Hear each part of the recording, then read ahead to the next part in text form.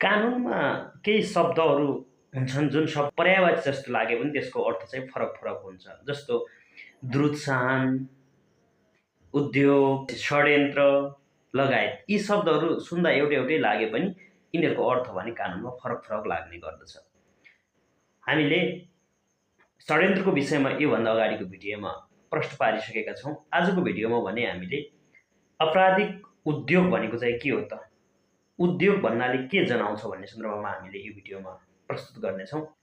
कसुरको उद्योग भन्नाले कुनै कसुर गर्ने मनसाय राखी उक्त कार्यको थालनी गरिसकेको तर कुनै तेर्सो पक्ष अर्थात् थर्ड इन्टरभेन्टिङ तत्त्वको कारणले गर्दाखेरि उक्त सोचको कार्य पूरा हुन नसकेको अवस्था आपराधिक उद्योग हो।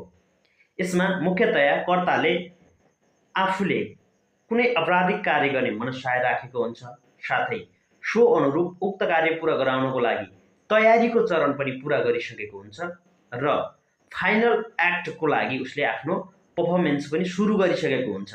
तर निजले गर्न चाहेको परिणाम भने निजले प्राप्त गर्न सक्दैन। यसर्थ पूर्ण अपराध र आपराधिक षड्यन्त्र बीचको मुख्य भिन्नता भनेकै यही हो। रिजल्टमा डिफरेन्सेस हुन्छ। पूर्ण अपराधमा निजले मनसाय राखी गरेको कार्यको परिणाम निस्किसकेको हुन्छ भने आपराधिक उद्योगमा निजले चाहेको कार्यको परिणाम निस्कन पाउँदैन। मुलुकी अपराध संहिता 2074 को दफा 34ले पनि अपराध गर्ने उद्योगलाई चाहिँ परिभाषित गरेको छ, जस अन्तर्गत आपराधिक उद्योग भन्नाले कुनै पनि व्यक्तिले मुख्यतया 3 तत्त्वहरूको विद्यमानता भएको अवस्थालाई जनाउँछ। जस्तो पहिलो भनेको चाहिँ मनसाय तत्त्व अर्थात् क्रिमिनल इन्टेन्ट। निज व्यक्तिले कार्य गर्न चाहने व्यक्तिले आफूले आपराधिक कार्य गर्ने मनसाय राखी निजले आपराधिक कार्यमा इन्भल्भ भएको हुन्छ। अर्को भनेको उक्त कार्य अनुरूप प्लान बनाउँछ उसले। त्यसैगरी उसले के गर्न सक्छ, कन्स्पिरेसी अर्थात् षड्यन्त्रहरू पनि रच्न सक्छ र सो अनुरूप प्लानलाई एक्जिक्युसन गर्नको लागि उसले के गर्छ भन्दाखेरि नेक्स्ट स्टेप पनि चालिसकेको हुन्छ।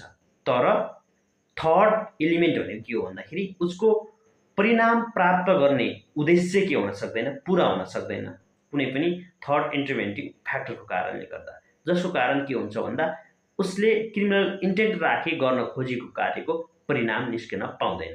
निर्णय नम्बर 8761 भएको मुद्दामा सम्मानित सर्वोच्च अदालतले के सिद्धान्त प्रतिपादित गरेको छ भने कुनै पनि ज्यान मार्ने उद्योगको कसुरमा कर्तव्य